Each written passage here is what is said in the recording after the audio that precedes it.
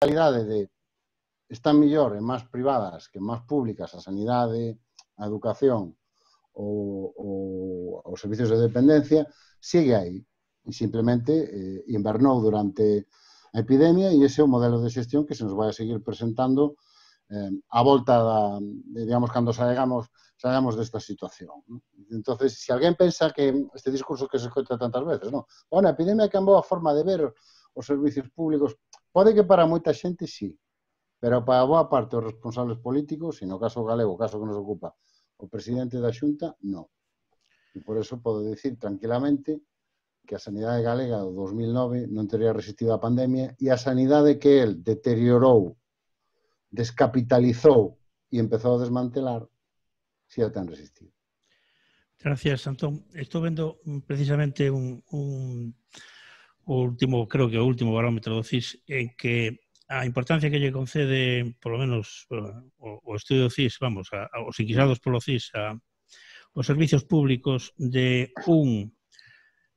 ninguna importancia a 10, moita importancia, a media é 8,4, que, bueno, non está nada mal. Xoan Antón Pérez Lema, como ves un pouco a situación o reto do público? Boa tarde, antes que nada, bueno, aparte creo que é moi interesante, efectivamente, pola calidad das persoas que aquí van representar precisamente enfoques profesionais e sociais e algúns, como o caso da conselleira María José Rubio ou o caso de Antón Losada e Laura Seara, que tiveron funcións precisamente esenciais e de que demostraron cada un no seu ámbito que outro tipo de xestión era posible. Enlazo co que decía agora Antón. Hai que ver que son 1000 camas menos. Ainda que o Conselleiro de Sanidade diga que as camas son para os hotéis, nesta crise vimos a importancia que teñen as camas. Pois temos 1000 camas hospitalarias menos, pero non o poderá decir despois María José Rubio que a asistencia primaria estamos moito peor. Porque, bueno, como non se ve, como non se nota, de feito, incluso na propia creo que na crise da pandemia, a asistencia primaria aturou peor o embate precisamente por o seu deterioramento. Esther tamén nos poderá informar ao respecto, non? Creo... Xoan Antón, perdona, Xoan Antón, achégate un pouco, non sei se cuestión de achegarse ao micrófono... Escoitase mellor ahora. Non ten moita importancia estes efectos, pero eu teño para mí que esta situación empezou en ensayo na época de Fraga. Fraga, temos que recordar o modelo de contratos dos especialistas na época de Fraga. A xente da miña xeración accedeu no 2007 e no 2008 a plazas especialistas. E isto fíxose con Feijóo de secretario xeral e con Román Becaría de conselleiro. Que ocorre? Que daquela a privatización era en función de economía circular. E fala igual para a sanidade que para os servicios sociais. Entraba na economía local, é distinto ao Sanatorio Modelo, verdade? É distinto a Esperanza, é distinto a Povisa en Mans Galegas do Grupo Nosa Terra, é distinto a Geriatros do ano 2002, que os fondos que hoxe en día dominan non solamente as principais sociedades e sociais, sino tamén, basicamente, os principais hospitales. Hai un dato que é fundamental, que é o tema da comida, do xantar, da cea e da merenda. Nas residencias e nos hospitais privados en Galicia non hai quen coma. E iso xo di calquera residente teña sexa cal for o grao de deterioro cognitivo que poida ter, en algún caso. E calquera persoa que pasa por un hospital. Eso indica o impacto da privatización, non? O impacto, pero de outra xeira de privatización. Si na época de Fraga estábamos intentando alimentar, ou estaba Fraga intentando alimentar un sector privado sanitario que estaba totalmente deteriorado, que non tiña, igual se vos acordades como aqueles colexios, non? Que a Lei Orgánica de Dereito de Educación absolutamente arrumbou e tivo que incluso que incorporar ao servizo público as titulares ou titulares daqueles colegios, non? Bueno, pois, eses centros privados que non tiñan prácticamente oco en Galicia, no momento da transferencia do Sergas no ano 91, bueno, pois digamos que resultaron un pouco. Hoxe en día, nin as residencias privadas, nin os hospitais responden a aquela dinámica de economía, digamos, local, sino que responden a unha dinámica de investimento que vai de xeral en toda Europa.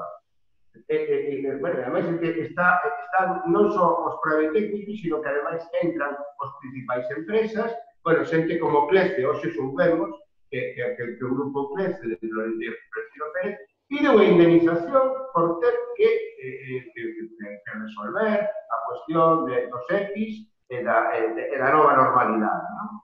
Están moi afeitos estes grupos. Xoan Antón, perdona, sin ser técnico, sin ser yo deso, sería, eu penso que estaría ben que quitaras o son dos altavoces, porque penso que o que fai é rever, non é eso, pois entonces vai ter que ir os chinos a pillar un micrófono destes con tal. Bueno, sigue, perdona, disculpa a interrupción.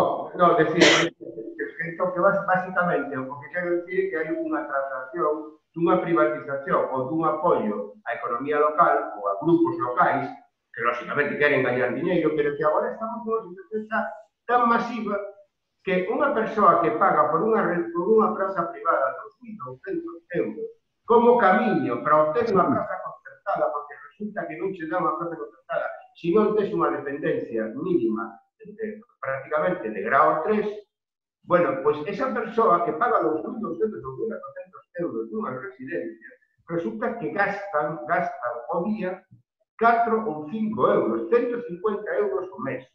Nalgún caso 5 euros porque teñen que cumprir a xestión privada dun contrato público cunha residencia de titularidade pública.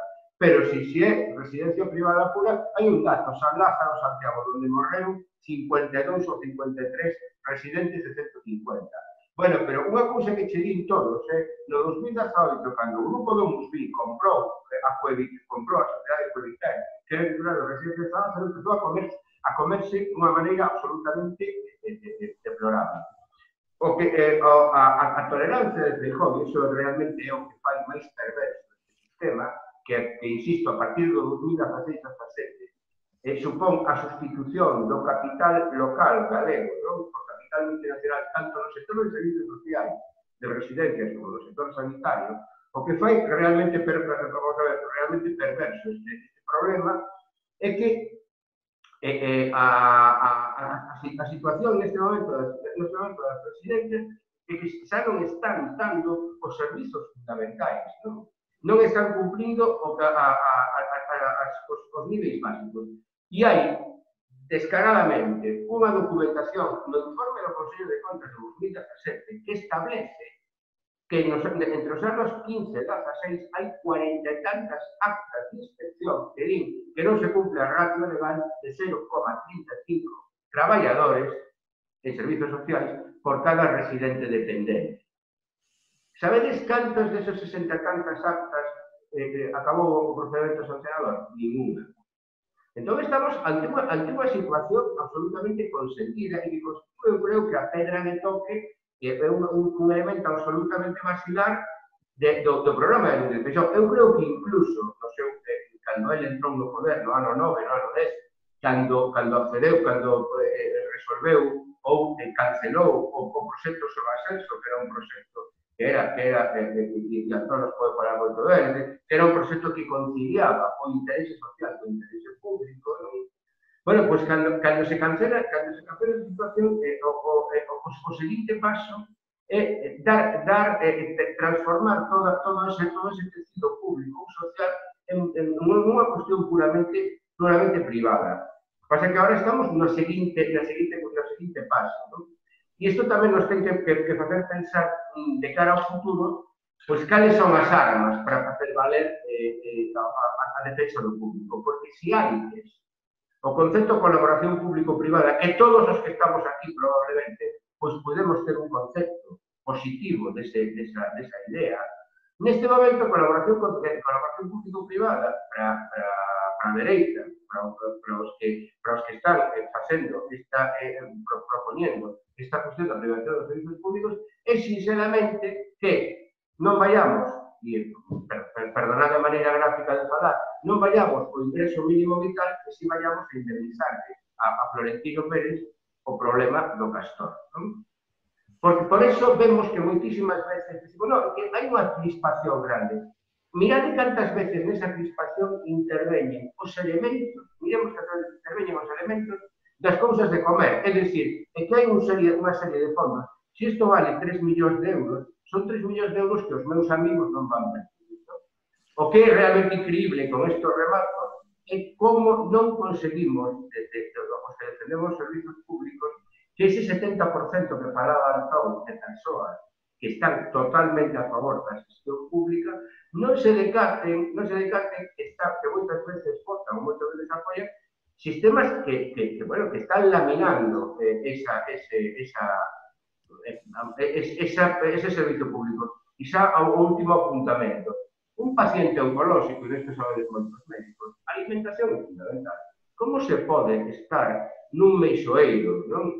Comendo mal ou comendo un catering absolutamente innaturable, cando a alimentación, esa que privatizou Núñez Feixóo igual que o mantemento no meixoeiro, a alimentación é parte esencial do tratamento, supoño,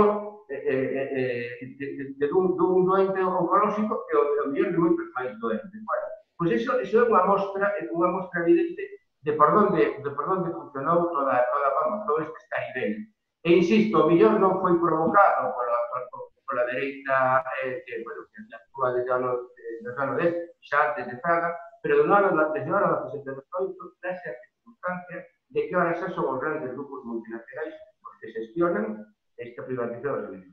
Ben, gracias, Xan Antón. Aviso que a partir de agora vou ser moi malo en cuestión de tempos e todo eso. Ben, María José Rubio,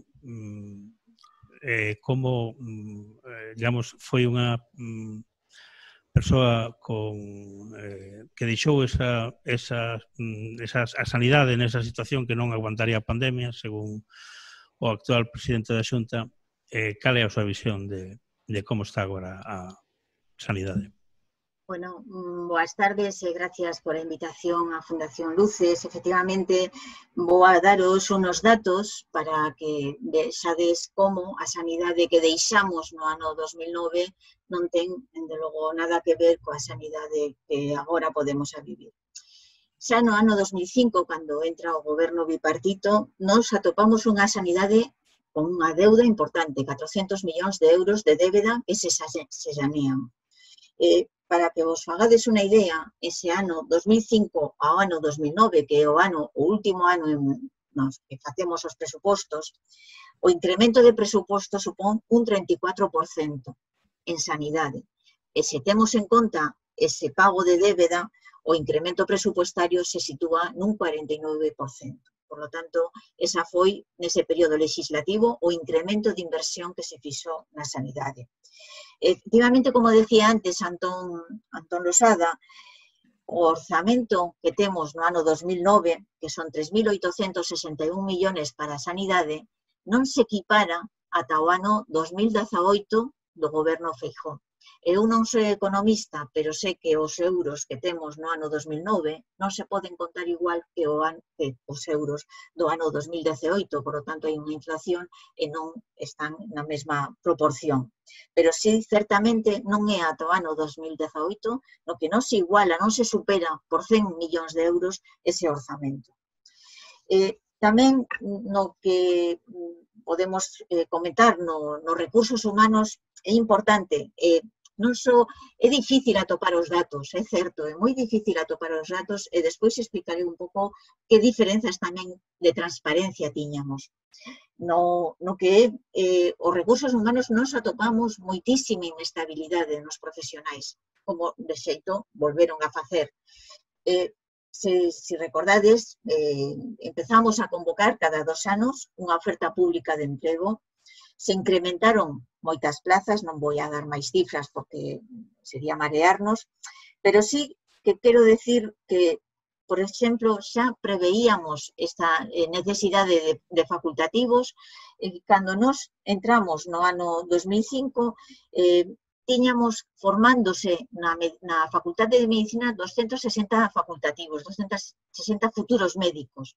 E cando partimos no ano 2009, deixamos prevista a formación de 400 médicos para a Facultade de Medicina. Por lo tanto, eso despois se mudou, se cambiou, agora non sei cantos son, pero me parece que non chegan a 300. Tamén decirvos que, bueno, na estabilización, bueno, do persoal se fixo moitísimo traballo, por primeira vez os profesionais se puderon participar nun concurso de traslados. Por primeira vez na historia das nosas transferencias de sanidade, o Servizo Galego de Saúde convocou un concurso de traslados. Por qué? Porque efectivamente había unha consolidación dos postos de traballo. A situación actual no que respecta aos recursos humanos é moi difícil de poder coller os datos. Eu non teño datos oficiais, pero sí os podo comentar datos que a propia Consellería aportou en diversos medios de comunicación. Un deles, no ABC do ano 2018, falan o conselleiro e di, para o ano 2018 se alcanza en atención primaria 2.566 facultativos, e decía a cifra máis alta dos últimos anos. Bueno, esa cifra máis alta, 2.566 facultativos, no ano 2008, cando estábamos no goberno bipartito, o número de facultativos en atención primaria era de 2.672. Por lo que vedes tamén esas referencias que a veces cando nos aportan o máis alto dos últimos anos, bueno, sempre hai que ir un pouco aos datos que temos. Estou aportando datos da memoria dos 2008 que están todos publicados. Non só en recursos humanos, non só na parte, o número de camas que preguntaba antes Xoan Antón, que a descoñezo, non sei que número de camas temos nestes momentos, porque non hai cifras oficiais e, polo tanto, xa pasei de poder contemplarlo. Pero sí que hubo, en estes anos, un importante cambio estructural na sanidade. Se recordades, hubo xa un decreto que modificaba a estructura da atención primaria. De xeito a eliminaba, a laminaba. Decía, se crearon as estructuras de organización de xestión integrada, as EOXIS, que diferencia tenía eso? Bueno, pues simplemente que o xerente do hospital era xerente da atención primaria e xerente do hospital comarcal dese hospital. De xeito, non só era xerente, sino que manexaba todo o orzamento desas estructuras. Eso que fixo? Bueno, pues que na atención primaria non só non había unha cabeza visible que podía dirixila, sino que tampouco había un orzamento que fora de inversión e que fora utilizado en atención primaria. Como un compañeiro mío dixo unha vez, os hospitais, por a forza e por a importancia que tenen os servicios e por a premura e a presión que exercen, son como agujeros negros no que respecta aos orzamentos, é dicir, o collen todo, porque se a ti te ven o responsable do xefe da UCI e te dice que os monitores non funcionan, ti os tes que arreglar e o orzamento colles a primaria ou comarcal e a donde sexa porque os tes que arreglar. E, polo tanto, eso fai que o que é un xerente dunha estructura que ten toda esa xestión de todo ese orzamento, evidentemente a súa prioridade non é a construción dunha atención primaria.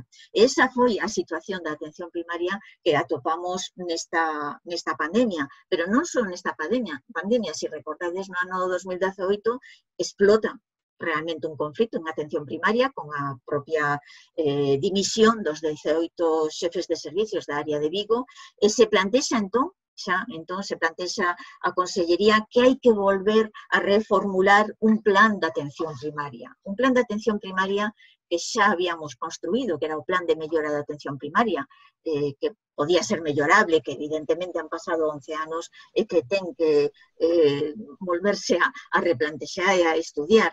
Pero estamos na situación de partida na que construímos ese plan de atención, ese plan de mellora que, por certo, se firmou con todos os sindicatos, as asociacións, as sociedades científicas e con, digamos, todo o consenso do colectivo de atención primaria.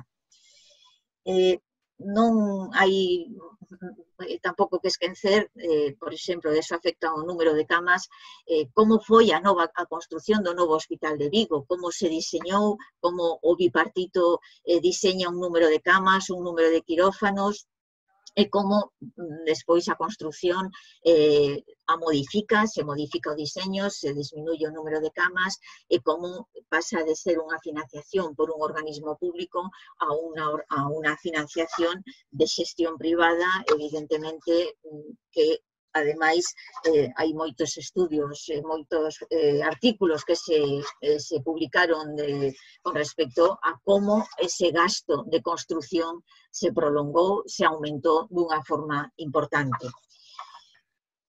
Solo mencionar de esa sanidade que decía Feijóo que no ano 2009 non houbera soportado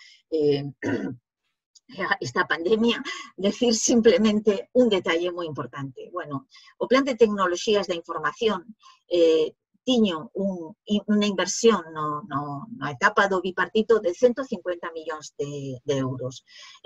Eu teño que reconocer que había un traballo iniciado por o goberno de Fraga de entón, do que foi a creación da historia clínica electrónica e da receta electrónica, pero estaba, digamos, nunha situación parada, adormecida, porque non se invertía, non se daba o último impulso a ese proxecto. Eses 150 millóns de euros fixeron que puderamos poñer a historia clínica electrónica en marcha, a receta, a imaxe digital e iniciar o rexistro de tumores. O menciono porque iso foi moi importante nesta pandemia, o poder contar con unha historia clínica única, xeral, tanto para atención primaria como para atención especializada, na que se detecta calquer persoa que poda estar infectada por la COVID.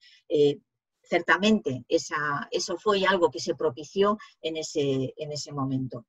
E cando falamos de a dificultade de poder acceder a datos, decir simplemente mencionar que naquel momento tiñamos o que nos chamábamos o Portal do Cidadano, que xa non o recordaréis, pero que era unha páxina web da Consellería do Servizo Galego de Saúde, onde se publicaba trimestralmente as listas de espera por hospital, por proceso, incluso por xénero, tanto cirúrxicas como de especialidades diversas, como de consultas externas. Se incluía os datos de información do número de recursos humanos, de profesionais, de atención primaria, de especializada, bueno, todo eso quedou na memoria, porque realmente hoxe para atopar información actualizada, pois temos que ir a artículos, a declaracións, e temos que buscar un pouco aí nese agujero da información, non? Hubo, ademais, algunha que outra decisión desta etapa destes 11 anos que eu penso que tamén son importantes. Non só, bueno, como sabedes, a concesión público-privada do Hospital Álvaro Cunqueiro, pero ademais ese hospital se deixa sin unha estructura importante, que é un laboratorio central. O laboratorio central se ubica no Meixoeiro e se decide que ese gran hospital de Vigo non a teña. Se disminuye as áreas sanitarias, isto que implicou, pois como vos decía, tamén ao Hospital de Vigo se lle reducen 300.000 habitantes de población de referencia, que como se había disminuído o número de camas, se pasa ao Hospital de Santiago.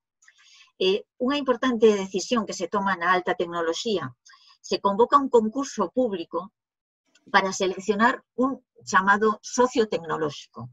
Que é isto do socio tecnolóxico? Bueno, pois a documentación, os documentos de concurso público que se publican, explican que estas empresas que se seleccionan son as que van a decidir e a recomendar e a, digamos, a proveer o Servizo Galego de Saúde da alta tecnoloxía. Es decir, Siemens, Philips, General Electric son as que deciden a que tecnoloxía debe de utilizar os Sergas e, evidentemente, non van a ser a tecnoloxía que les vai a ser a tecnoloxía que les consideren adecuada colocarnos, por decirlo así, a unha comunidade e non a que decidan os nosos profesionais con criterios evidentemente científicos.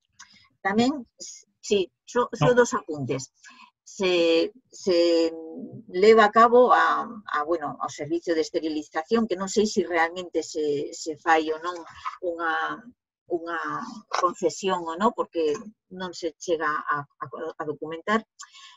Esta situación, e aquí apunto e enlazo con as residencias de maiores, unha atención primaria mermada que non ten un liderazgo, que non ten unha dirección, que non ten un orzamento, que non ten un impulso, unha inversión de moitos anos, atópase con unhas residencias de persoas maiores cuya modelo de xestión é privatizado e que evidentemente, como eu non culpo nin aos profesionais das residencias de maiores, ni siquiera aos directivos das residencias de maiores, que estou segura que fixeron todo o que veron nesta crise, ¿no?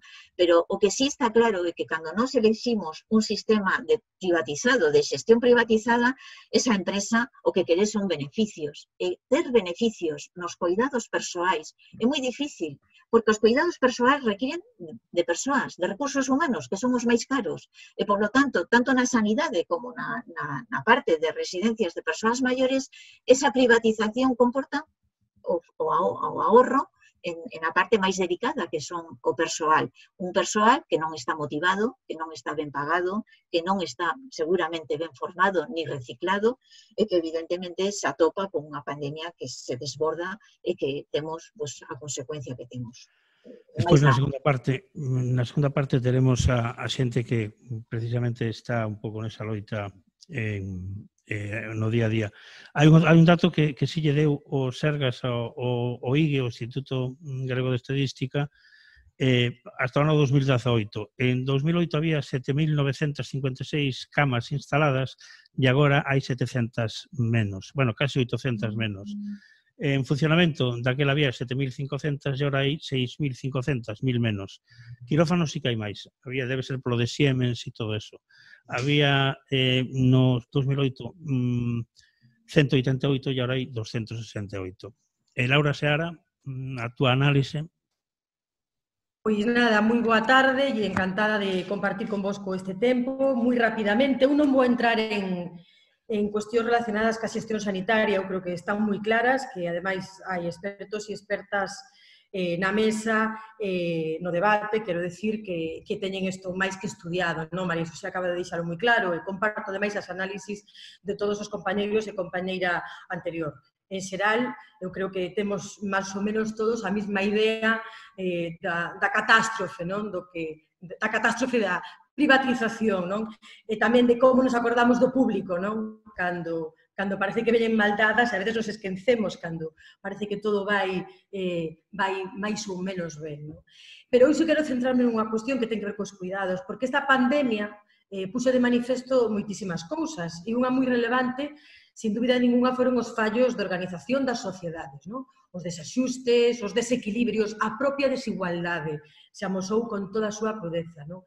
É certo que se recoñeceu e valorou máis o papel do público, coido coa vosa análise, a ver canto dura, especialmente do persoal sanitario, da sanidade pública, pero non sei hasta que punto se valoran os cuidados e ainda máis o traballo das persoas cuidadoras que non reciben nada a cambio. Estou falando dos cuidados sin ningún tipo de remuneración, tendo ademais en conta que estes cuidados non remunerados eran invisibles para o sistema prácticamente hasta a aprobación da propia lei da dependencia. Esta é unha cuestión absolutamente indivisible ou imprescindible análise desta crise con perspectiva de xénero, por moitas razóns. Bueno, pola violencia de xénero xa sabemos que se incrementou enormemente co confinamento, as chamadas do 016, hai moito documento ao respecto. Pero tamén pola propia sobrecarga do traballo sanitario, por exemplo, as mulleres representan un 66% do persoal sanitario e representan un 84% do persoal que traballa en residencias, en centros de atención e centros de día. Tamén porque a desigualdade do día a día en materia de conciliación, a esta desigualdade, uniuse no confinamento o peche dos colexios, dos centros e a trampa do teletraballo, da que despois podemos falar, a trampa do teletraballo.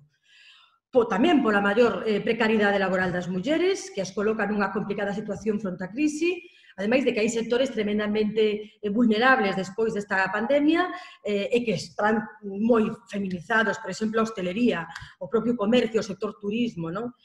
Pero, sobre todo, e aquí quero poñer o acento, porque os cuidados os exercen as mulleres, tanto os profesionais e remunerados como os que non son profesionais e non están remunerados. En Galicia se calcula que máis do 80% das persoas cuidadoras son mulleres.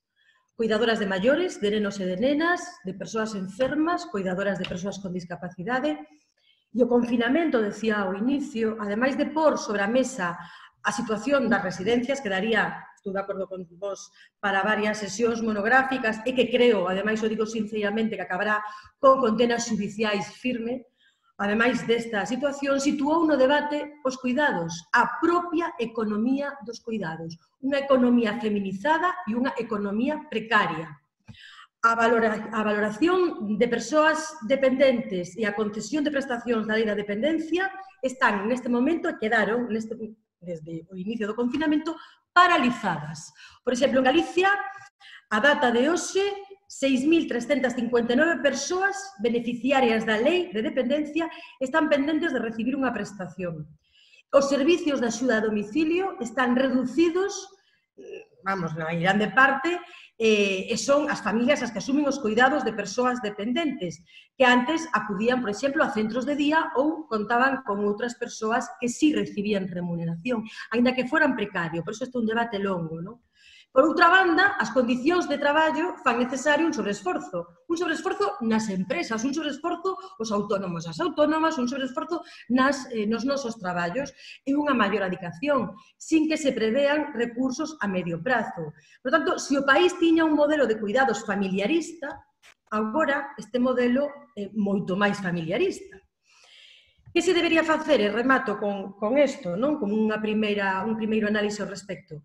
Eu creo que o primeiro é que compre avaliar o aumento da carga de cuidados non remunerados sobre as familias, fundamentalmente as mulleres, que supón o 15% do PIB no noso país, en España. Estou falando de España neste momento, o 15% do PIB. O traballo dos cuidados non remunerados, nin máis nin menos que o 15% do PIB, e son datos da OIT, da Organización Internacional do Traballo. Hai que avaliar as consecuencias sobre as persoas que cuidaron, as consecuencias económicas, pero tamén sobre a súa saúde mental. Vai haber un problema máis serio do que nos parece. Hai que prestar máis atención ao que ocorre nos fogares.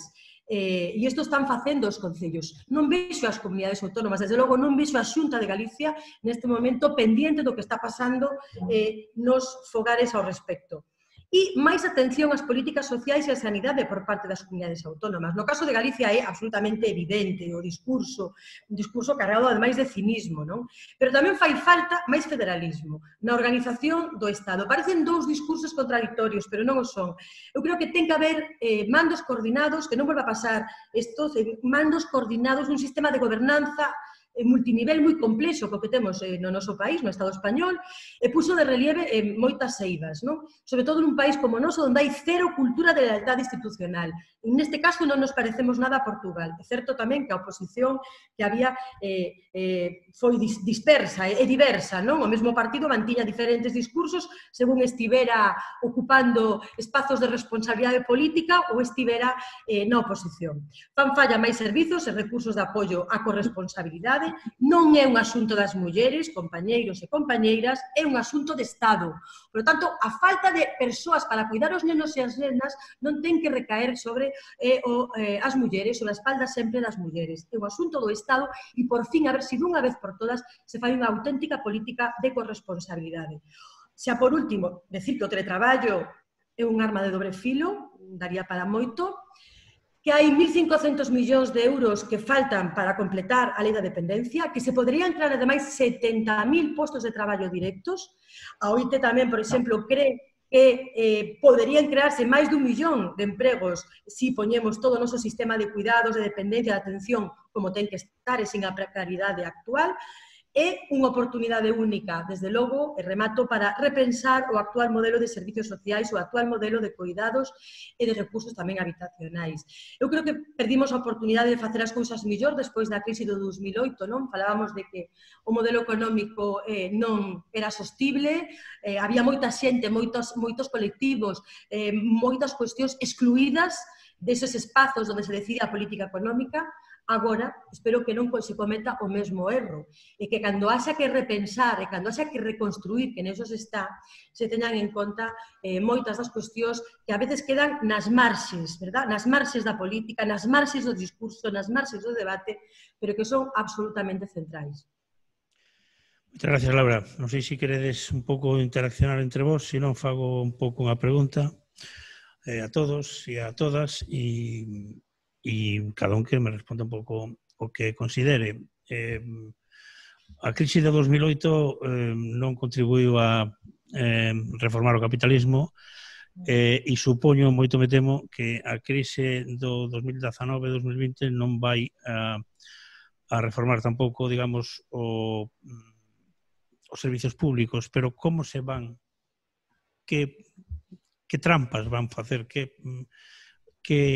serán os plans para, digamos, facer que eso non vai a ser así.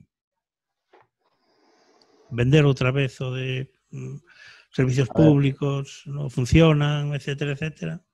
Creo que depende moito da actitude que teña o Estado francés e a República Italiana no proceso dos próximos Consello Europeo. Eu creo que se nos está intentando vender por parte da dereita que non hai outra que buscar unha xestión do EPP apoiado aos cidadanos para xestionar máis ou menos unha receita de homes de negro, pero non estamos no 2008. Por outra banda, tamén eu creo que na cerna de Bruselas, da Comisión Europea, xa se ven estas cousas con outra actitude. E por outra banda, o que nos poden impoñer eses estados tan antipáticos globais é un problema de aceitarnos a unha consolidación orçamentaria. Pero non sempre teremos, falo de nós en xeral, as institucións públicas españolas, tenemos un grande campo, e eu creo que este indisoluble os servicios públicos, que é o campo da fiscalidade, o campo do ingreso. O máximo que se pode pedir a Europa teña vostede máis cuidado co equilibrio. Vamos a ver, Xanantón, vamos a ver se todo o mundo comparte ese optimismo. Losada... Non é optimista, non é optimista. Bueno, unha maneira de decir que creo que a clave de francesa e italiana son importantes, porque son too big to fall, as dúas. Bueno, é que eu creo que o que temos enfrente é un problema que vai máis alá de se estamos en crisis económica ou estamos en recesión, unha pandemia ou non. Aquí o que hai é dous modelos que levan peleando desde o ano 78, de a chegada da democracia. Hai os herdeiros do modelo do franquismo, que era un estado asistencial para os que non puderan pagar e despois un sistema de mutuas para os que puderan pagar. E iso facía, bueno, pues que para a xente que podía pagar, pues tiña unha rede educativa propia, tiña unha rede sanitaria propia, tiña unha rede de atención á terceira idade propia, ainda que moito máis pequena, porque en aquel momento non era moito menos o xunto que era agora, e despois había unha rede mínima asistencial para os que non podían pagar. A Constitución do 78 rompe parcialmente ese modelo e se construye sobre un aparente consenso, non? Alrededor da conveniencia de crear un sistema de servicios públicos para todos, curiosamente menos nun asunto, que é no asunto da educación, onde xa se blinda na Constitución que hai dúas redes educativas en España. A rede pública e depois a rede concertada ou a rede privada, que está blindada no ámbito constitucional. E ese é o debate no que levamos pelexando nos últimos 40 anos. Hai unha... Cando a todos nos preguntan polos servicios públicos, todos contestamos que sí, que nos gustan. Pero hai dúas concepcións. Estamos que pensamos que debe haber servicios públicos universais para todos e estamos que creen que o que ten que haber é posibilidade de elegir. Ten que haber, efectivamente, uns servicios públicos para aqueles que non podan pagar, pero despois, eu, na medida na que podo pagar, pois quero escoller. Quero poder optar por un proveedor privado na sanidade ou quero poder optar por un colexio privado. E máis, como considero que ese é o modelo desexable, creo incluso que teño dereito a que o Estado me financie unha parte da miña elección, porque para eso pago impuestos. E ese é digamos, o conflicto no que está instalado o desenvolvemento do Estado de Bienestar en España dende sempre. Cal é a diferencia? Que os que defenden, digamos, a doble rede son moito máis contundentes cando gobernan e son moito máis contundentes cando explican. Mentres que os que defendemos digamos, a concepción pública universal, somos bastante menos contundentes cando gobernamos, porque en parte compramos unha parte do discurso, non? E somos tamén bastante menos contundentes cando defendemos, bueno, pues, os servicios públicos universais. De feito, tuvo que vir esta pandemia, non? Para que se pudera volver a falar de servicios públicos e de servicios universais, non? E iso é o que vai a seguir, o que vai a seguir sucedendo despois das eleccións galegas, nas próximas eleccións xerais, porque esa elección e o conflicto básico que explica boa parte do desenvolvemento das nosas políticas sociais, tanto a sanidade como a política educativa, e está explicando tamén unha parte da... Entón, eu creo que hai que entender que hai unha parte non pequena de cidadáns, eu creo que incluso en moitas ocasións mayoritaria, que o que quere é isto, o que se está facendo exactamente. Ten que haber unha rede pública, sí, pero para os que non poden pagar. Eu o que quero é que poder escoller. E poder escoller en función da miña capacidade de pago, ou da miña situación social, ou do meu status. E iso que xa remato. Iso é o que oferta Feijóo en Galicia. E, entre outras cosas, por eso gana as eleccións en Galicia, porque conecta co sentimento dunha maioría social que o que quere precisamente é isto que ten neste momento.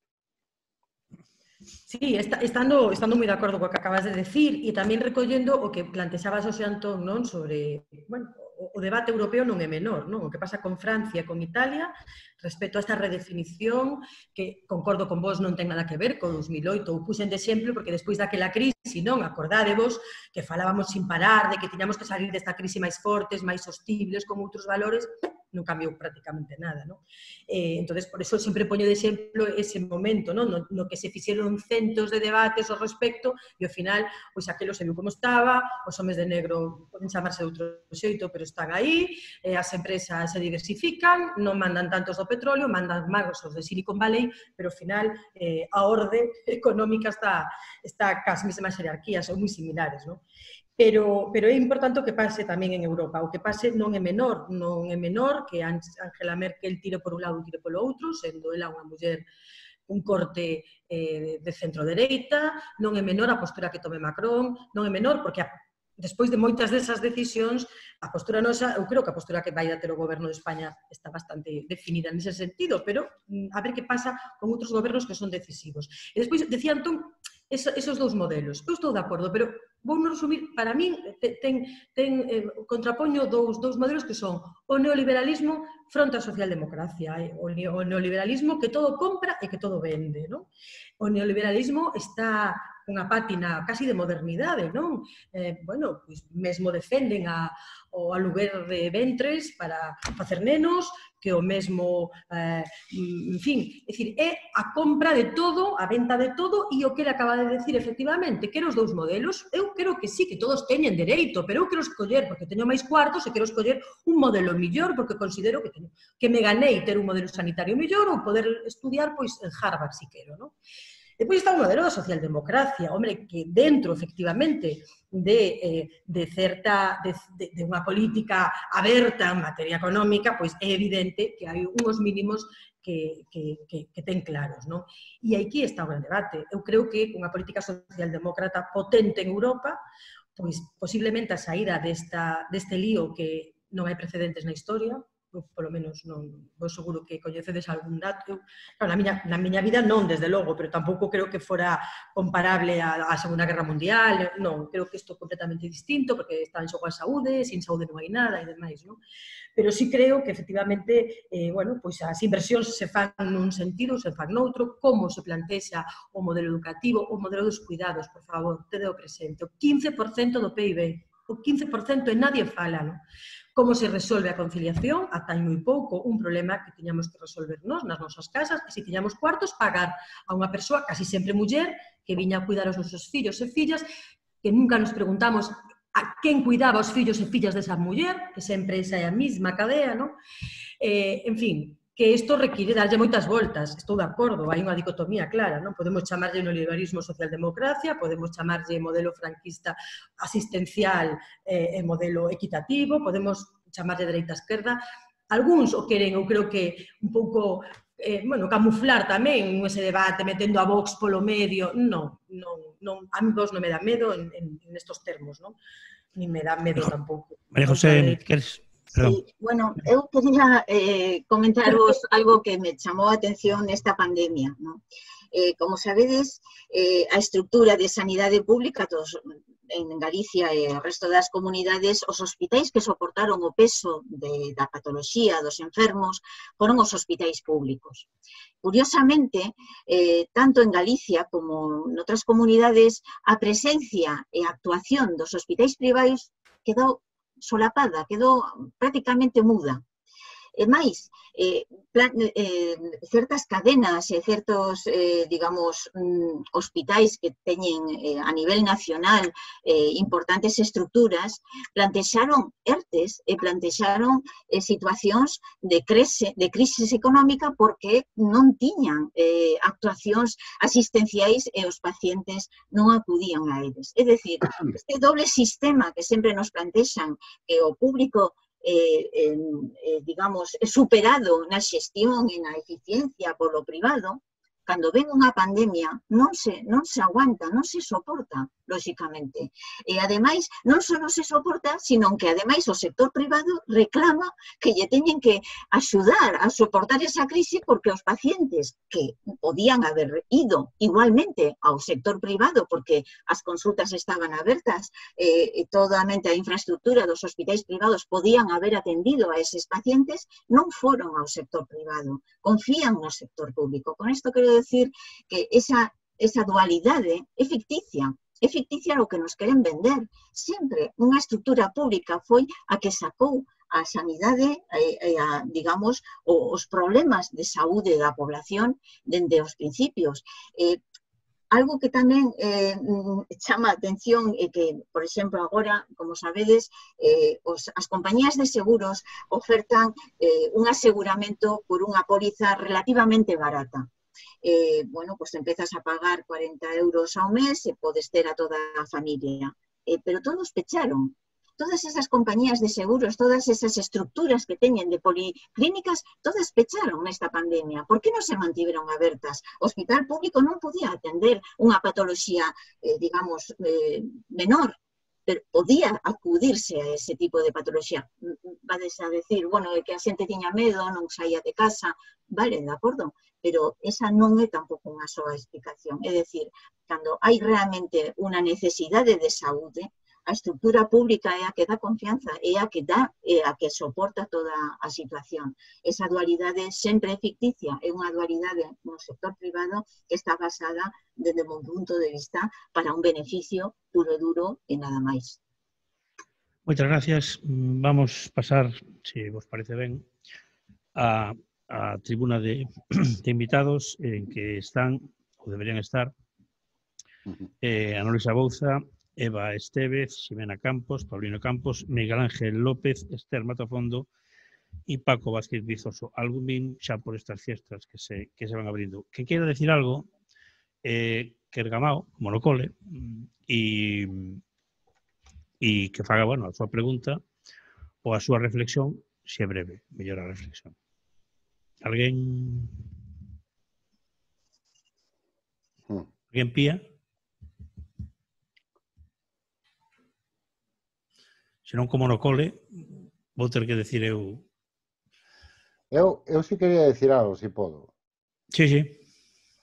No, que simplemente quería matizar unha cosa. Eu creo que o debate dos dous modelos, seguramente me expliquei mal, non é tanto o debate dereita-esquerda, o gallá fora así de simple.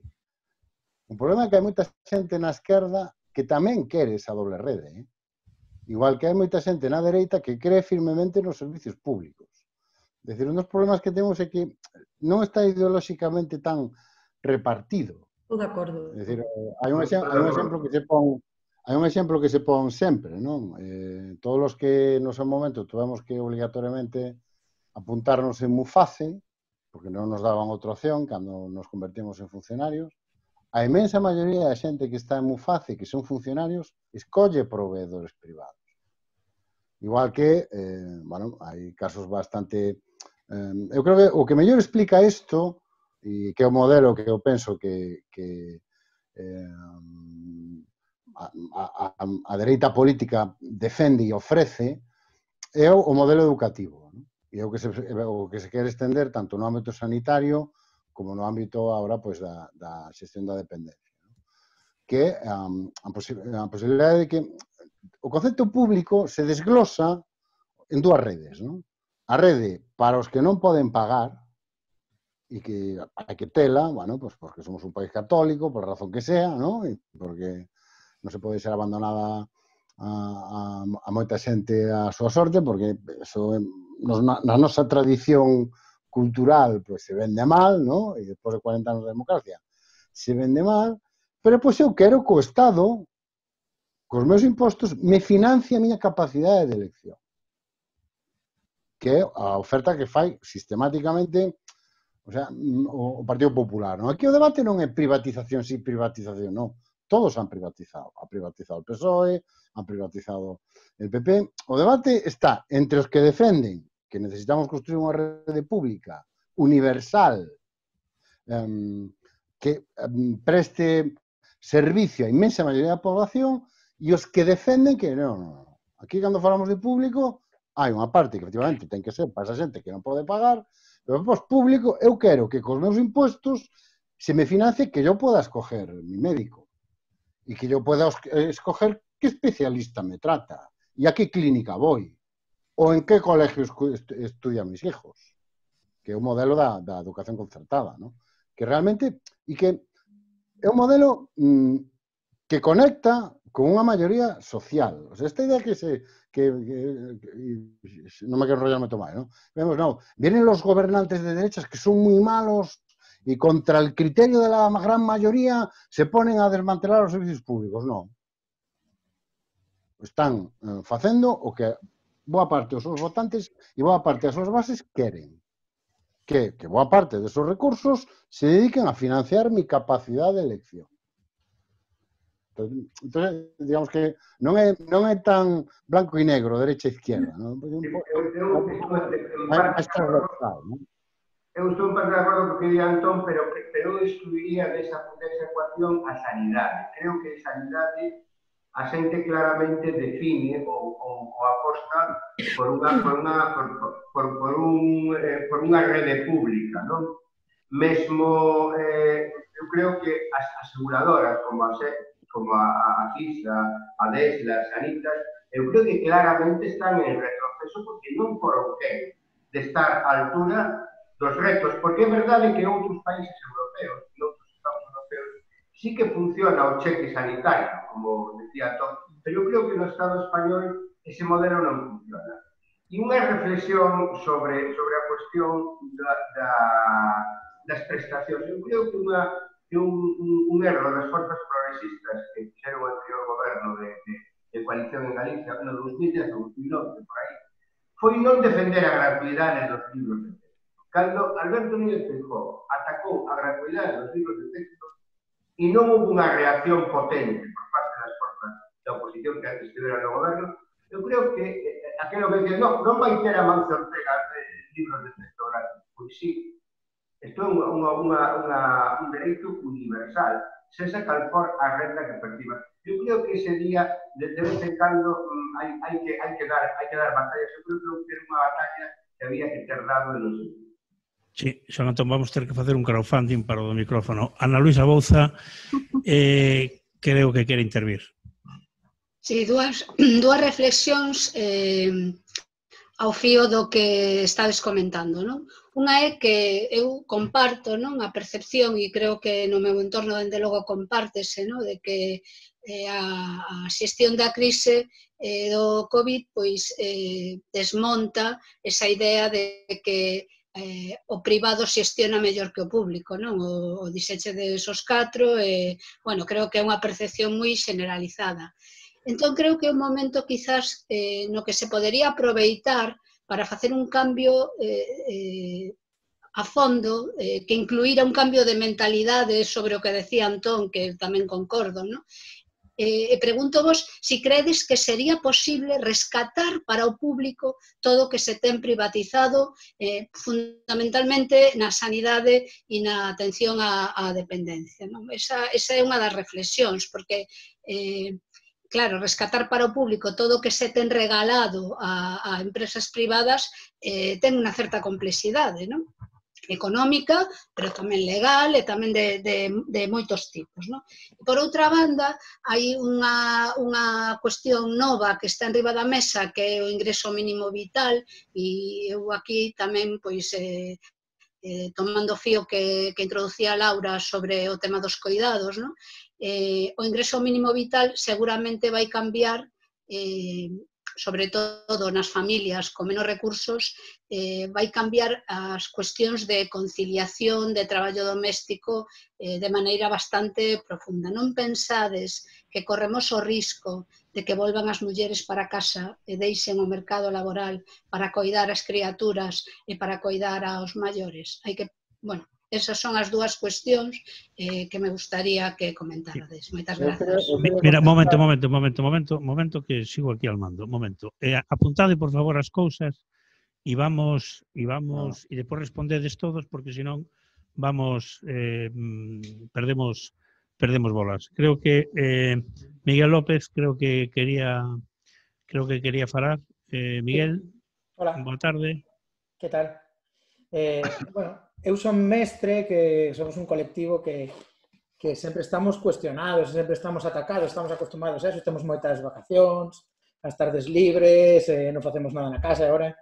Imagina, entón, cando están saindo as noticias de como vai a ser o novo curso que ven, estamos moi preocupados, non? Porque as noticias que teñamos é que temos que disminuir as ratios nas aulas, que temos que ocupar todo tipo de espazos, os pasillos, os gimnasios, o patio, bueno, é todo moi complicado. Entón, a noticia de que iba a chegar un montón esa partida de diñeiro para estas cousas parecía tranquilizadora, pero parece ser que Feijóo comentou que ese diñeiro o quería destinar a uns fins que eu que quería preguntar a que fins se ese diñeiro...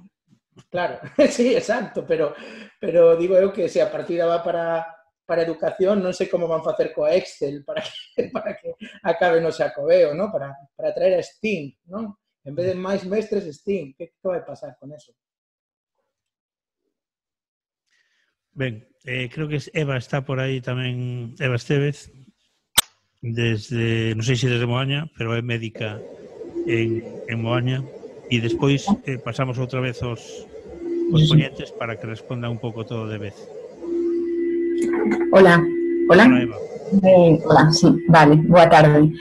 Gracias pola invitación para participar nesta charla. Eu quero falar de dúas cosas en relación á atención primaria. Primeiro, falar brevemente do papel que a atención primaria tivemos dentro deste contexto da pandemia do COVID-19, que recordar que traballamos, bueno, con moita dignidade dentro do que foi traballar metidos en bolsas, en sacos de lixo, para protexernos desta situación. Traballamos con compromisos, en coller vacacións, en querer fuxir desta situación e con solidaridade co resto dos estamentos e tamén pendentes dos pacientes do noso cupo nos que se collían o COVID poderían complicarse con máis gravidade. Fixemos moita consulta telefónica proactiva en maiores de 80 anos, logo en maiores de 70 anos, segundo disponíamos do tempo, para ofrecer os servizos, mostrar que estábamos aí da súa parte, non? Pedimos que se nos escoite. Esta situación da pandemia para nós, pensamos, pode ser unha oportunidade de definir a política en sanidade que se quere. Se nos quere considerar, seguir considerando a atención primaria unha porta de entrada para o sistema sanitario ou o que verdadeiramente somos, que somos coordinadores de procesos de enfermidade, coordinadores de procesos e de pacientes. Pensamos, eu estou de acordo con a exconselleira, con María José Rubio, que necesitamos unha xerencia propia, que non nos considere eso, unha porta de entrada ao hospital, senón como un colectivo que temos a nosa propia entidade. Somos especialistas que cando consideramos pedimos interconsultas a outros especialistas para tratar procesos de enfermidade, pero tamén somos, non somos só, como decir, obreiros de facer interconsultas, non é iso o que facemos. Creemos que esta situación da pandemia nos pone nunha situación que poderíamos aproveitar para que se nos dé, bueno, pois o papel que realmente ten a atención primaria, que é unha atención que pode ser especializada, sobre todo na atención á patoloxía de crónicos. Sí, creo que Paco Vázquez Vizoso ten por aí erguida a mão. A ver, a mí sorpréndeme moito o formato de debate. Hai un tema e o pouco que se profundiza no que eu penso que o tema social moi claramente esencial que existe nestes días, que é o delirio do sector da dependencia e o que pasou na residencia. Sorpréndeme moito porque eso é un problema absolutamente inmediato e a mí penso que as reflexións en estes momentos teñen que ter un elemento clave para os defensores do público do que está pasando aí. Mirade, a mí me presentades como fundador de SOS Sanidade Pública e é certo que o fun. Agora estou xubilado e son o portavoz do MODEPEN, do Movimento de Defensa das Pensións Públicas, un movimento de pensionistas que está formado en su inmensa maioría por traballadores manuales, antigos sindicalistas, xente moi ligada que en su inmensa maioría non ten esa opción de recurrir al mundo de la doble, que Antón creo que explica moi ben, pero eu penso que a xente que está situada, que é posible esa disyuntiva, é un sector que eu penso, sin despreciar a súa importancia cuantitativa, pero que é claramente minoritario. E mirade, eu cando aterricé no mundo da dependencia, eu quedei asustado. Eu xubileime, hai 2 anos e pico, e púseme a estudiar, me baixei a base de datos do Sergas sobre dependencia, e o que empezo a estudiar e ver é barbarie.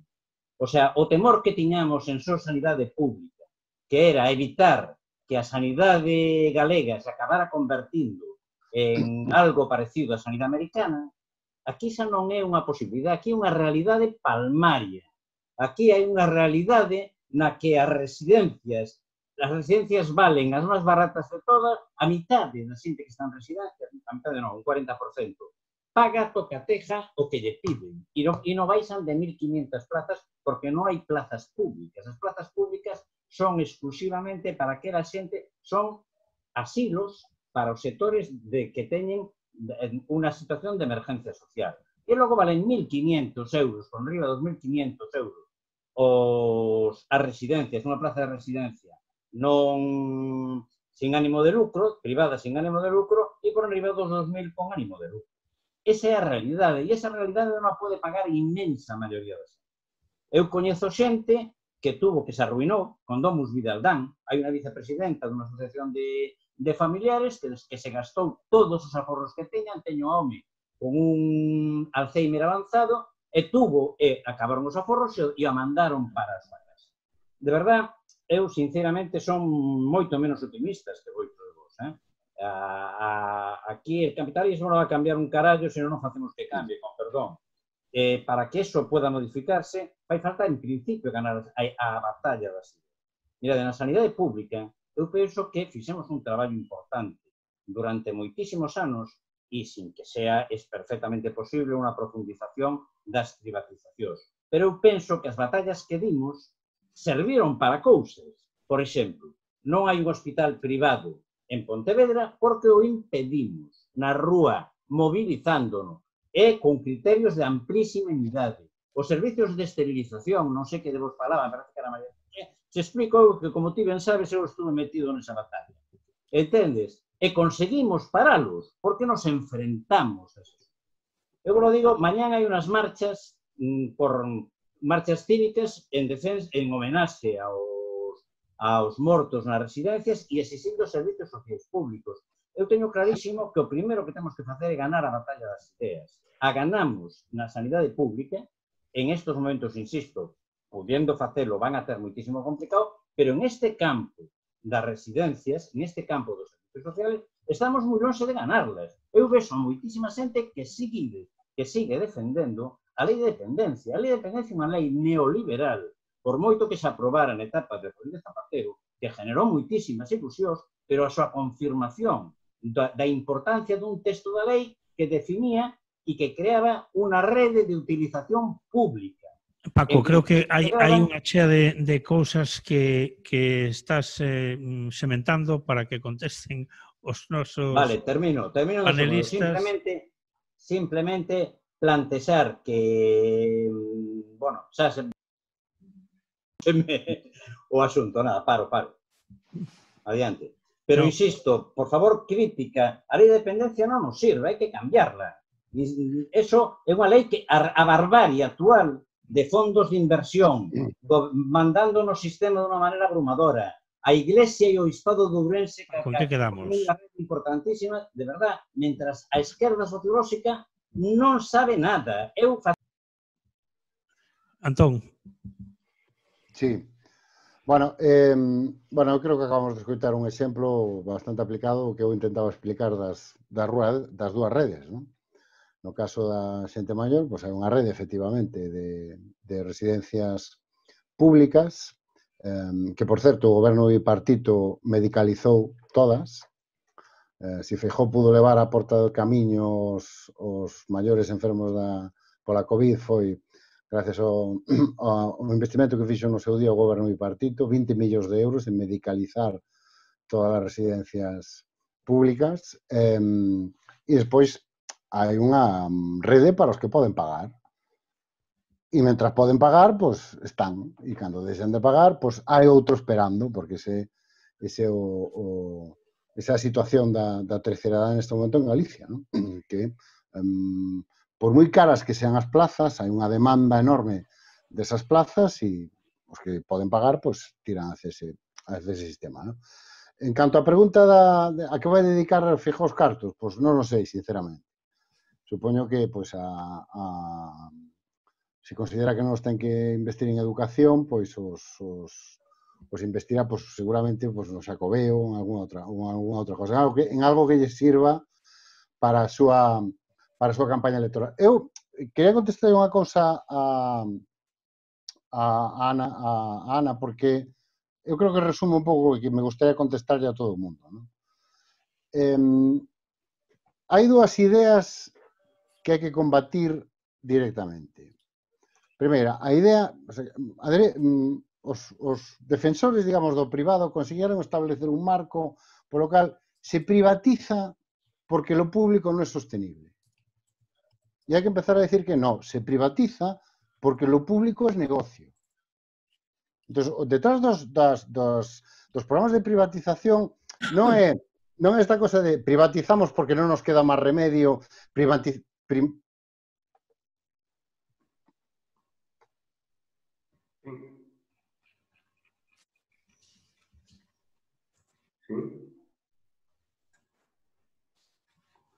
Deixou de oírse, non sei se... Ahora, me escoitades ahora? Sí. Ahora sí, antes non. Bueno, simplemente, vou acabar moi rápido. Se privatiza porque é un gran negocio. Se privatiza a educación porque se privatiza a sanidade porque é un enorme negocio. E segundo, non entremos no debate de política, programa, porque o día que aceptamos ese debate, os defensores do público empezamos a perder. Pero aquí o que hai que defender é unha idea de o que significa o estado de bienestar. O estado de bienestar non é simplemente un conxunto de programas ou de políticas. É un concepto, é unha idea, que se resume moi en tres titulares. Os dereitos van asociados á condición de ciudadano, con independencia de si pagas ou non, con independencia de si lo necesitas ou non.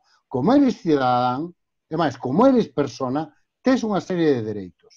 Segundo, é obligación do Estado proveer esos dereitos e facelo a través de un sistema de provisión público e universal. Entón, o debate, temos que aprender a debatir en termos de ideas, non en termos de programas. Non, e se temos que facer isto, e que facemos co programa non sei que, que facemos... Non. É dicir, aquí o que põe encima da mesa é un concepto alternativo, un concepto que neste momento creo que está triunfando, que é o concepto da doble rede. E defender que a idea que nós temos, os que creemos no público, é que os dereitos van asociados á condición de persona. Os dereitos van asociados á condición de persona e deben ser proveídos de xeito universal e a través dos servicios públicos. Eu non sei se, creo que Paulino tiña a mauciña levantada. Paulino Campos. Que tal? Boas tardes. Que tal, Pereiro? Canto tempo. Dios mío. Bueno, gracias por la invitación. Abragado a ti, a Manuel Rivas, se anda por aí. Evidentemente, eu estou a favor dos servicios públicos. Está aí Paco Vizoso, con quen sempre poñemos a coletilla no tocante aos servicios sociais públicos de calidade, accesíveis e na contorna, é dicir, próximos, e non a 100 ou 200 kilómetros como ocorre na lei da dependencia, que de facto é un desterro. Se temos na memoria que o último desterro administrativo ou político, o famoso en Galicia e o de Castelao no 35, a parte do intento aquel fallido a Karina Fálaga, a verdade é que cada ano hai centros de desterros en Galicia de persoas maiores e dependentes. Eu levo 3 anos no tema das denuncias do réxime actual do modelo inaceptable e indigno das residencias e da dependencia en España. 3 anos tamén nas reivindicacións de outro modelo, onde os servicios de titularidade pública, lóxicamente, deben ocupar un lugar primordial, pero non exclusivo. Pero eu digo que de pouco vai a servir que o público non vai asociado á transparencia, que é o principal piar da calidade da democracia. De que sirve ter os medios de comunicación públicos se logo son os mellores transmisores da manipulación máis atroz e deleznable, como pode ser exemplo a actual, e vos o sabedes ben, a actual Corporación de Radio e Televisión Públicas Galegas, ou as corporacións de medios públicas na Comunidade de Madrid no tempo de Esperanza Aguirre. Digo, de que sirve ter un novo modelo de residencias ou de dependencia onde prime o público, se logo os órganos de vigilancia, de investigación ou de inspección viven na prevaricación continuamente. Nos denunciamos hai 2 anos unha morte dentro dunhas instalacións de Domus Vi en Vigo, un claro exemplo de negligencia. Un abogado diría, neste caso, de un homicidio por imprudencia, unha filla que nos pasillos pedía socorro e que durante 25 minutos non foi atendida polo persoal porque era un sábado, porque había unha soa enfermeira, que había 150 residentes, moitos deles cunha diarrea que xa viña de días atrás. É dicir, a enfermeira estaba desbordada, ademais atacada personalmente por unha alerxia que a traía loca. Por lo tanto, ao cabo destes 25 minutos, a nai desta señora que pedía auxilio, morreu. Había testigos, de feito presentamos nomes e teléfonos, un caso moi grave, vaya, evidentemente, pois mes e medio despois tuvemos a resposta da inspección, sen identificación, a única identificación era un código numérico, como se fosen agentes da policía que están no frente antiterrorista. É dicir, que nin sabemos que funcionario asina eso que parece tan secreto e perigoso que é unha resposta a unha denuncia, a unha reclamación. A resposta da investigación que sempre se lle dá a razón ao informe remitido pola empresa, que si ten dereito a facer o seu informe, en cambio os testigos non foron chamados. Vaya, eu que sempre estuve nos medios de comunicación en investigación ou que estuvemos en temas dos tribunais, non me entra que os propios servicios, os departamentos políticos administrativos dos que dependen estes servicios, non chamen os testigos para que den a súa relación. Bueno, despois, evidentemente, está o outro lado onde que a propia administración é a que alerta as residencias, as empresas gestoras destes centros para decirles, ei, que tedes unha denuncia e que imos para aí o mércores ás 12 da mañán e poñede todo bonito. Bueno, por un lado, temos que garantir que as empresas públicas, a compañía dos medios, inspeccións, sexan absolutamente transparentes, garantir os mecanismos desa transparencia, de justicia humana, de ética, se pode ser incluso con estética tamén. Nos medios de comunicación temos exemplos en canto a protección da independencia profesional, con estatutos precisos, mellorables, evidentemente. Na inspección tamén, por exemplo, en Estados Unidos, o goberno federal ten aberta unha páxina pública na que é obrigado a subir publicar a demanda, a denuncia, a reclamación que fai o reclamante, pero tamén está obrigado tamén a poñer aí o informe, a inspección, a parte inspectora, non? Ademais tamén o informe da parte reclamada, non? Bueno, só quería decir eso, que a democracia e a transparencia, que no fondo é unha cuestión que sin unha sociedade civil forte non se transmite nin se logra, non? Moitas gracias, Paulino. Moito tempo, como ti decías. Ximena, xerontóloga do Consorcio Galego do Benestar, boa tarde ou boa noite xa.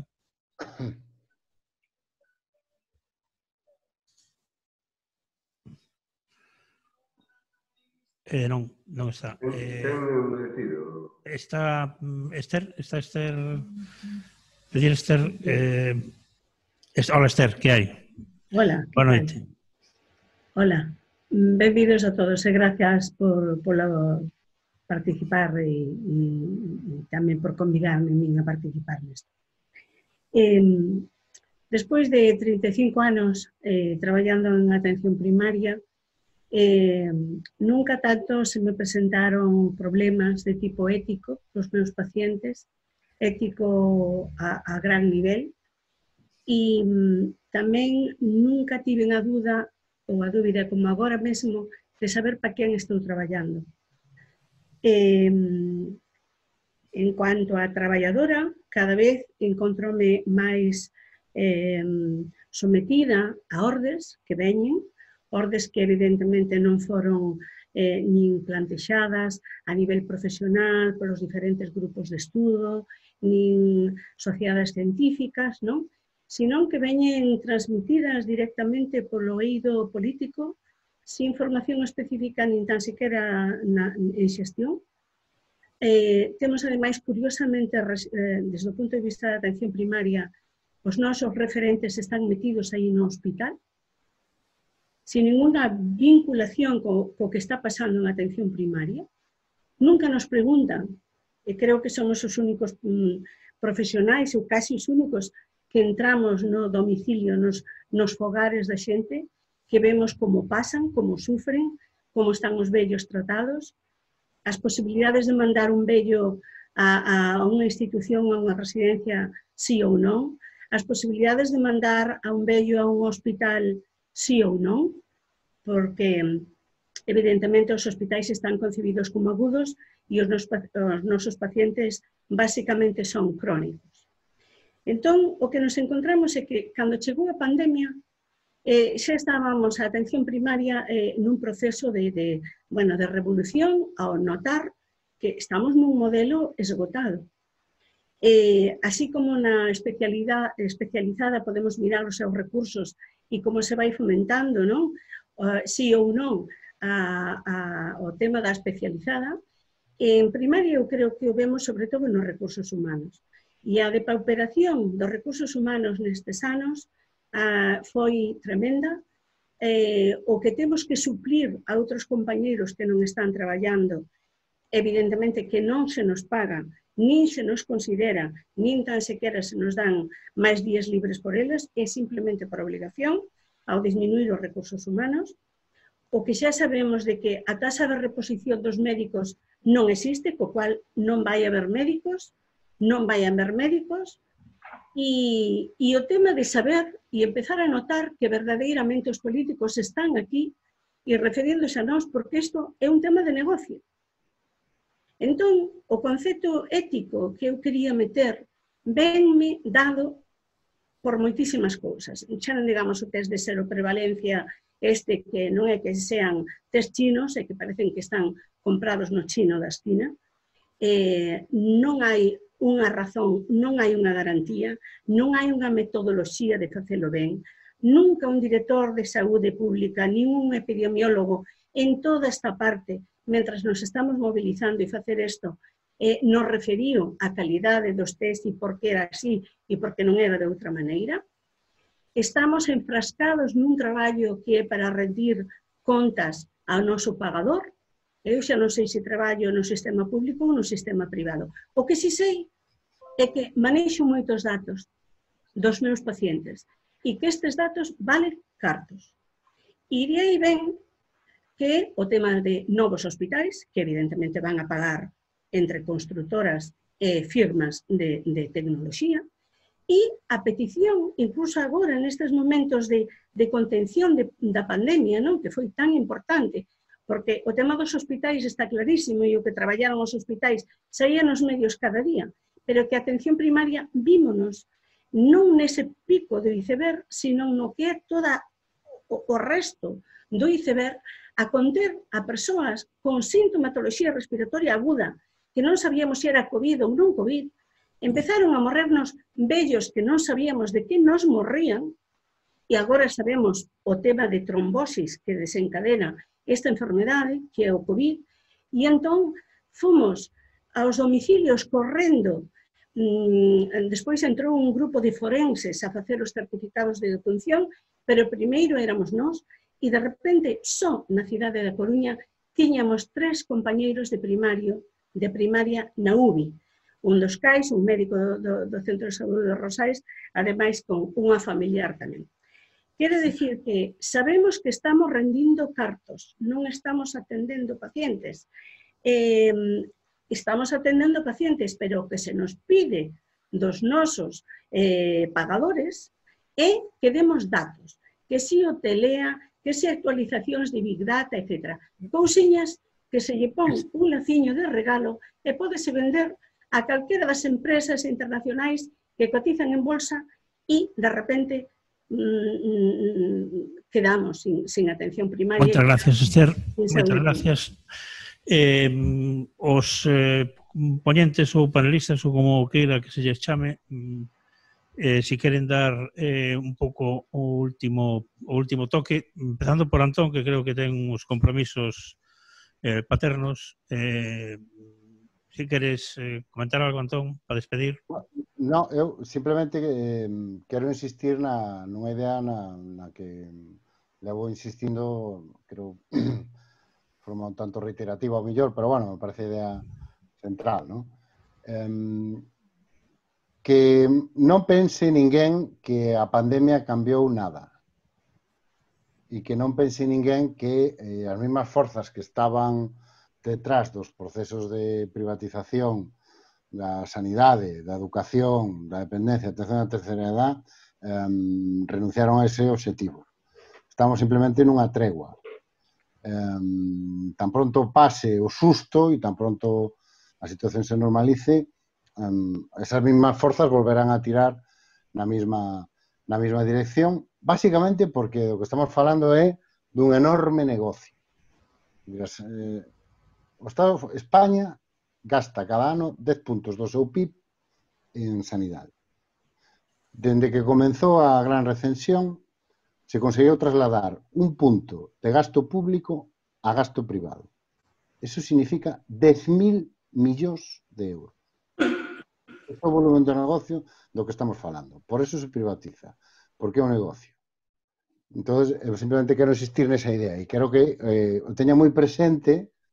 Por exemplo, no caso de Galicia, o 12 de xullo, creo que hai unhas eleccións e que a única maneira de revertir este tipo de procesos é precisamente participando e posicionándose políticamente. Así que me gustaría que tuveran esta idea na cabeza o 12 de xullo cando vayan a votar. Moitas gracias, Antón. Xoan Antón. Quería contestar a Ana Luisa, porque fixo unhas preguntas que me parecen interesantes. Que cando preguntou se era posible, despois de todo esta análise, rescatar ao público, non? Haberá cousas que é moi difícil rescatar, pero outras non tan difíciles. Mire, o Hospital de Alcira, as persoas sanitarias que están no debate, seguro que se lembran, non? Que foi como exemplo, non? Da privatización bestial, máis atroz, máis de mala xestión, non? Do goberno valenciano, pois hai un tempo que xa volveu a mans privadas, non? Parecía difícil, pero este Hospital de Alcira, pois hoxe, despois dun cambio de goberno en Valencia, pois na Comunidade Valenciana, pois revertiu, non? É un exemplo de que sí é posible. se posible, mesmo cun hospital tan importante como o Hospital de Alcira e co grao tamén potente que tiña xa de privatización, non? E despois fiz unha pregunta moi interesante co ingreso mínimo, que tamén eu creo que todos se nos pasou pola cabeza esta última semana, porque sendo como é o ingreso mínimo unha demanda xa precisamente desa crise tamén do 2008, que tanto falamos dela, pero que é importante, non, para non repetir os mesmos erros. Ana Luisa decía se as mulleres non será unha trampa tamén, igual que foi o teletraballo, non, de se as mulleres poderán volver ás casas, serán elas as que pasen a cobrar ese salario, ese ingreso mínimo e deixen os traballos. Eu creo que non, porque a cantidade é unha cantidade moi baixa. Estamos falando de 2 millóns de persoas que viven en situación de pobreza crónica. Estamos falando dunha medida para descronificar a pobreza e deixar, ademais, de que esta pobreza sexa casi xeracional, que pase de pais a fillos, que é o que ven pasando, según os estudos da xente que analiza moi ben estos datos, pois así non lo din, non? Que a pobreza non só se estaba cronificando, sino que se estaba heredando, non? Heredando no país. Eu creo que non vai a pasar o que la teme, pero non me extraña que, efectivamente, tamén, así o dixo na súa exposición, teña este medo, porque sempre, ao final, somos as mulleres as grandes castigadas en determinadas medidas. Eso, a última cuestión do señor que fixo referencia á lei da dependencia.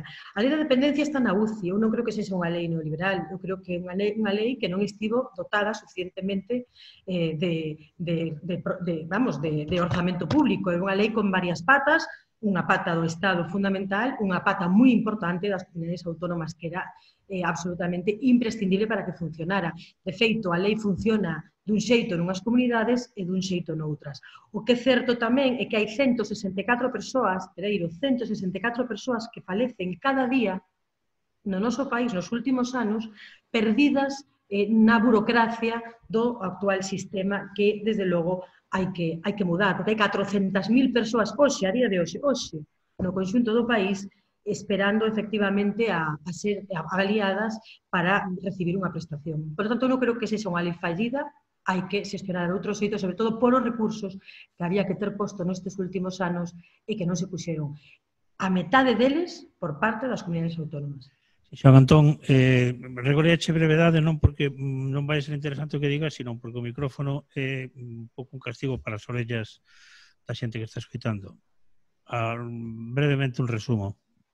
A ver se conseguimos, desta maneira eu creo que se escoita mellor, verdad? Vale, non, digo, o fío da pregunta que fixeches, que eu creo que o máis para definir, porque todas as demais cousas, pois máis ou menos están nun enfoque sectorial, como revertir a privatización do público? Pois facendo o camiño inverso, efectivamente. Si resulta que este punto de PIB que falaba antes Antón, nestes 11 anos, foi motivado por incrementar os orzamentos de obras, de tecnoloxía que non se sabe moi ben a que se dedica, de reducción da formación, cada vez é máis fácil, por exemplo, para ser auxiliar seriátrico, non? Que se substitúe personal ben formado por personal vinculado a grupos que están nunha situación próxima a exclusión social e que non poden perder o traballo, non? E entón, o que hai é que isto imponse con normativa e con inspección real, e revertindo ese proceso de colusión entre o público e o privado que se está marcando claramente nestes 11 anos de Núñez Feixóo. É dicir, non se poden xubilar os médicos de 65 anos, nin se pode permitir que un auxiliar seriátrica se forme en 4 meses. Isto son cuestións absolutamente fundamentais. E, desde logo, o que non pode ocurrir é que con 60 e tantas actas de inspección de non cumprir os ratios mínimos, non? De personal por residente dependente no sistema de residentes en terceira idade, non haxa sancións. Tendo en conta, ademais, que o incumprimento destas ratios, a mala calidad no servizo, a mala formación e a non cobertura de baixas e non cobertura de períodos de ferias está na base fáctica actual. Máis do 25% de fallecidos no grupo do Musbi de residencia en terceira idade, 50% no conxunto residencial, non? E ao mesmo tempo as residencias públicas onde se cumplen, como decía Antón, anteriormente, onde se cumplen estes parámetros, non hubo positivos nin hubo mortes. Por tanto, a reversión é máis normativa, máis inspección, máis formación e máis retribución aos profesionais e menos, non digo eu menos investimento material, non? Pero sí un control estricto de que investimentos en ladrillo e en tecnoloxía e en maquinaria médica facemos. María José Rubio, sí, por favor. Bueno, fixeron moitas preguntas moi interesantes, pero sobre o tema da externalización, a mí, na miña etapa, que non era ni siquiera un proceso de reversión, pero recordo a integración das fundacións hospitalarias no sistema galego, recordo que foi laborioso, moi xurídicamente complicado e nos levou moitísimo tempo. É dicir, é posible, pero, xa digo, xurídicamente moi complicado, laborioso e, ademais, encarecido, porque realmente, no caso das fundacións non era, pero me imagino revertir unha externalización dun hospital tipo Alcira, o diñeiro que se deixa a administración nesa reversión é seguro que alucinante. O sea, que as externalizacións teñen moitísimos problemas desde o meu punto de vista, porque ti podes facer un contrato, que é o que sucede, moi pormenorizado de como ten que ser esa xestión privada, e vos falades de inspección e de que hai que estar moi por encima. E a administración, o primeiro é que non ten recursos para estar por encima, estar minuciosamente supervisando esa actuación, porque realmente se a tes que estar supervisando minuto a minuto, a fas ti e non a fan a empresa externalizada. Por lo tanto, non ten sentido. Por outra banda, supón sempre unha amenaza. A empresa que ten externalizada o servizo, en un momento dado, primeiro pode vender esa empresa a outra empresa e xa non tes un consello de administración, sino que tes unha xestión de empresas de capital risco que non sabes con quen te estás movendo. En segundo lugar, nun momento dado, amenazan e che dicen que o deixan todo e ti non tes o recurso para dar ese servizo dun xeito público. Por lo tanto, tes que estar cediendo constantemente unha situación penosa. A externalización, o mellor é non facela, desde o meu punto de vista, sobre todo a xestión privada en sistemas sanitarios, en sistemas sociais, son aínda os mellores, para mí, son difíciles de xestionar e difíciles de supervisar que se dé unha boa calidade.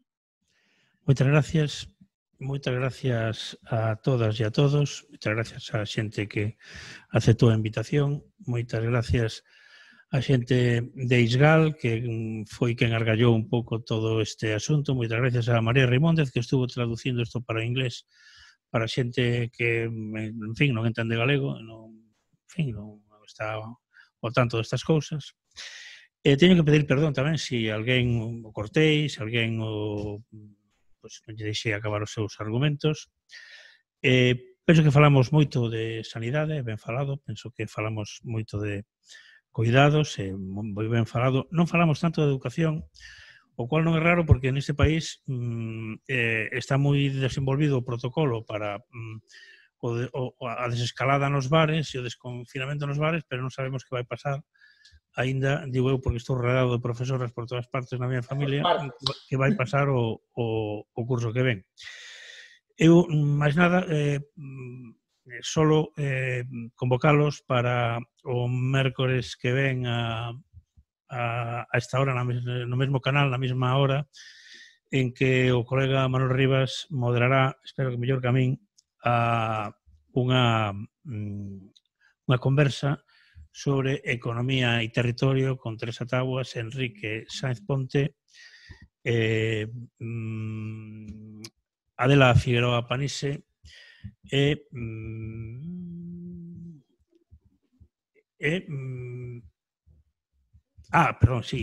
Albino Prada Blanco, perdón.